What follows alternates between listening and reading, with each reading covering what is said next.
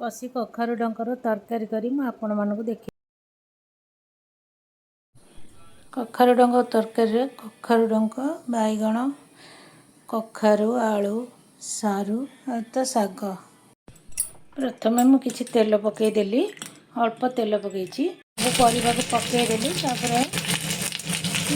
हलदी देली स्वाद अनुसार लुण भी पकईदेली सबको भलसे घाटी दवा।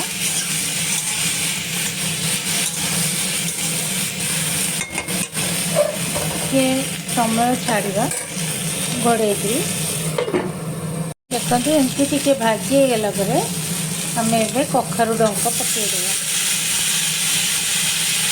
कहीं टे लुण मु पकई लुण पकईला परिवा गुड़ाक टे नरम हो कखारु डंक पकई सारापर आम टे घोड़े दवा कहीं कि लुण देहरे से टे नरम हो देखते से टे सतुड़ी गला मुझे बटा हुआ मसला सोरिष रसुण टमाटो आउ टिके नड़िया पकईकि मैं बाटी से मुझे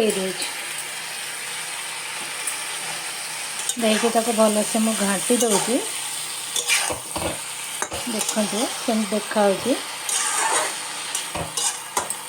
मुझे समय घोड़े रखीदेवी कहीं परिवा टे अधा अधा सीझी आसला मु कखारु शागटा को पकई शाग को धोईकी चिपुड़ी रखी पकई दौची तरकारी कहीं कखारु शागटा टे समय लगे सीझापी से पकई दौची किछि समय सीझीगला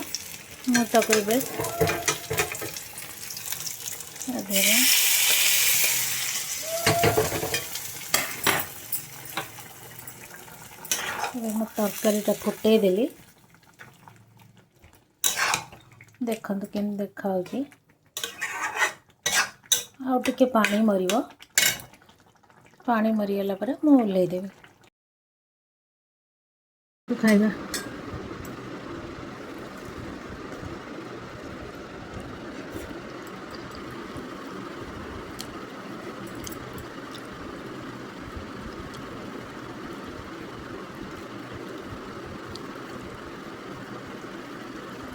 बहुत टेस्ट है।